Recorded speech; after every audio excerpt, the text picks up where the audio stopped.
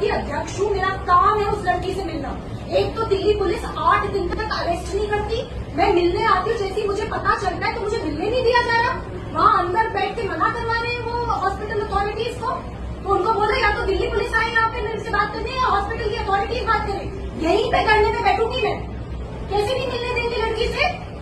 एक बार आके बात करें, किस बेसिस पे मेरे को यहाँ से अंदर ही घुसने दिया जा रहा, क्या छुपा रही है दिल्ली पुलिस। देश को शर्मसार करने वाली दिल्ली से जो घटना सामने आई है, जिसमें कि दिल्ली सरकार के विमेन एंड चाइल्ड डेवलपमेंट विभाग से एक वरिष्ठ पदाधिकारी, एक वरिष्ठ ऑफिसर अपने ही मृतक दोस्त की बेटी, जो कि एक माइनर है, उसके साथ लगातार बलात्कार करता है, शोषण करता है, उसे प्रेग्नेंट बना देता है और फिर उसकी वाइफ के साथ मिलकर वो प्रेगनेंसी टर्मिनेट कराई जाती है। ये किस्सा जब दिल्ली के सामने, देश के सामने आया, तो इस पर अपनी नाकामी को स्वीकारने के बदले, अपनी जवाबदेही तय करने के बदले अरविंद केजरीवाल, स्वाति मालीवाल और पूरी दिल्ली सरकार और आम आदमी पार्टी एक बार फिर से बेशर्मी से किस प्रकार से ऑब्फस्केशन और डाइवर्जन कर रहे हैं। इसीलिए आज जरूरी बन जाता है कि कुछ स्पेसिफिक और पॉइंटेड सवाल उनसे पूछे जाए। 13 अगस्त को ही इस ऑफिसर के खिलाफ जैसे ही जानकारी मिली, एफआईआर दर्ज कर दी गई थी। विक्टिम का स्टेटमेंट नहीं हुआ था, डॉक्टर्स ने कहा था कि स्टेटमेंट अभी नहीं लिया जा सकता, परंतु एफआईआर फिर भी दिल्ली पुलिस ने तुरंत जानकारी प्राप्त होने पर कर दी थी। जब दिल्ली पुलिस ने एफआईआर कर दी थी, दिल्ली सरकार को इसकी जानकारी थी, सीडब्ल्यूसी चाइल्ड वेलफेयर कमेटी को इसकी जानकारी थी, तो 13 अगस्त से लेकर 21 अगस्त तक दिल्ली सरकार अरविंद केजरीवाल ने इस ऑफिसर को सस्पेंड करने के लिए नोटिस जारी क्यों नहीं किया? क्या उसको प्रोटेक्ट किया जा रहा था? क्या उसे पेट्रोनेज दिया जा रहा था? ये आम आदमी पार्टी के प्रवक्ता कहते हैं हमारे पास पावर ही नहीं थी। तो भाई साहब, 21 अगस्त को कौन सी पावर आ गई कि आपने उसके सस्पेंशन के लिए नोटिस दे दिया और जो 13 अगस्त को आप नहीं दे पा रहे थे? इसका मतलब मंशा उस ऑफिसर को बचाने की थी, क्योंकि जानकारी पूरी थी। और अगर वो कहते कि जानकारी नहीं थी, तो वो डीसीडब्ल्यू और वो दिल्ली सरकार जो मणिपुर से लेकर पूरे देश भर की घटनाओं पर चर्चा करती है, टाइम स्पेंड करती है असेंबली का, उसे दिल्ली में ही क्या हो रहा है और वो भी अपने ऑफिसर के द्वारा, और जिस ऑफिसर पे एफआईआर हुई है उसके बारे में जानकारी नहीं है, तो ये दिखाता है कि केवल और केवल बचाने की प्रक्रिया और प्रोसेस की गई 13 अगस्त से लेकर 21 अगस्त तक। अन्यथा ये फाइल उसको सस्पेंड करने की 13 या 14 अगस्त को ही चली जाती। दूसरी बात, बार बार कहा जा रहा है कि ये ऑफिसर जो था, ये ऑफिसर तो केंद्र से रिलेटेड था। ये ऑफिसर ना केंद्र से रिलेटेड था, ना ये आईएएस था, ना ये डैनिक्स था।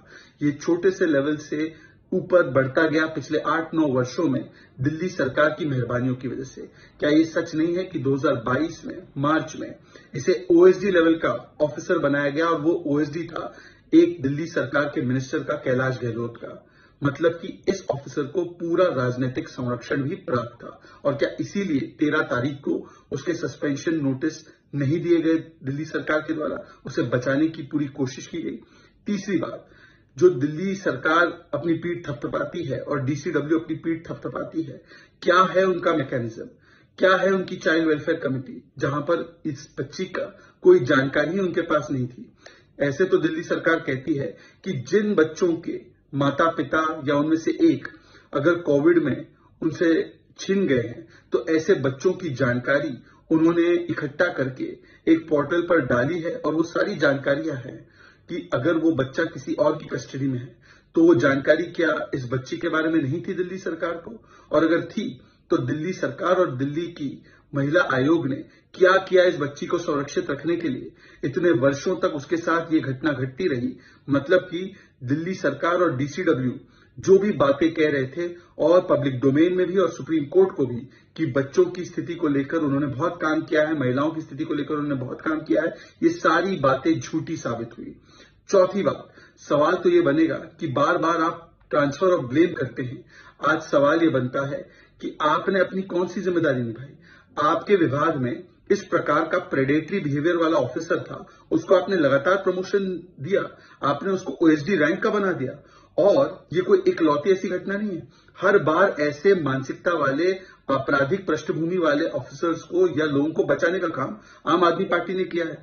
जब कुछ वर्ष पहले संदीप कुमार डब्ल्यूसीडी मिनिस्टर थे, महिला का शोषण करते हुए पाए गए, वीडियो बनी उसकी, तो उसका भी बचाव आम आदमी पार्टी के उस समय के प्रवक्ता आशुतोष ने किया था। उसकी न्यूज रिपोर्ट्स भी है। आपको याद होगा कि जिस प्रकार से पंजाब में एक मंत्री है लाल सिंह कटूराचक, उन्होंने एक बच्चे का शोषण किया, वो भी दलित समाज के बच्चे का। उसके खिलाफ गवर्नर ने रिपोर्ट भेजी है एनसीएससी की, मतलब national commission of scheduled caste की। कमीशन ने उसके खिलाफ कार्रवाई की, एक रिपोर्ट भेजी है, और उसके बावजूद भी पंजाब सरकार ने उसको बचाने का काम किया है। यही मानसिकता तब भी दिखी जब सत्येंद्र जैन को मसाज देते हुए एक वीडियो सामने आया तिहाड़ जेल के भीतर का। तो वो मसाजर को, जो कि एक चाइल्ड रेपिस्ट था, उसको फिजियोथेरेपिस्ट बताने का काम आम आदमी पार्टी ने किया। ये है आम आदमी पार्टी का असली चेहरा और चरित्र। पुलिस की ओर से तुरंत एफआईआर की गई, जो जानकारी थर्ड पार्टी से मिली। उसके बाद स्टेटमेंट बच्ची का रिकॉर्ड करने के लिए दिल्ली पुलिस लगातार प्रयास करती रही। डॉक्टर्स ने मना किया। जिस मोमेंट एफआईआर की जानकारी के आधार पर स्टेटमेंट विक्टिम का लिया गया, उसके तुरंत बाद इस पति और पत्नी को गिरफ्तार किया गया। मतलब कि यहां पर कोई डिले नहीं हुई। परंतु हां, 13 तारीख से यदि एक एफआईआर दर्ज थी, तो दिल्ली सरकार ने इस ऑफिसर को सस्पेंड करने के लिए क्या कार्रवाई की, या इसको अपने ऑफिस से हटाने के लिए क्या कार्रवाई की, या डीसीडब्ल्यू ने, जो आज धरना कर रही है, धरना दे रही है, उसने 7-8 दिनों में इस बच्ची से मिलने का क्या प्रयास किया, या उनके द्वारा बनाए गए सीडब्ल्यूसी के सिस्टम ने इस बच्ची के संरक्षण के लिए क्या काम किए, या किस प्रकार से उनकी सरकार में एक सिस्टम नहीं है जहां पर ऐसा प्रेडेटरी ऑफिसर जो बाल और महिला शोषण के खिलाफ जिसको काम करना है, वही बाल और महिला शोषण में लगा हुआ है, ऐसे ऑफिसर को आइडेंटिफाई करने का क्या सिस्टम है। फीडबैक यूनिट बनाकर विरोधियों की तो जासूसी करवाते हैं, और अपने ऑफिसर्स जिसको आप ओएसडी बनाते हैं, उनकी क्या हरकतें हैं, क्या करतूतें हैं, वो जानते हुए भी आप उनको प्रमोट करते हैं। ये सारे सवाल का जवाब अरविंद केजरीवाल जी आपको देना होगा। ड्रामा बंद कीजिए, ऑब्फस्केशन और डायवर्जन बंद कीजिए, और थोड़ी सी जवाबदेही उठाने का प्रयत्न कीजिए।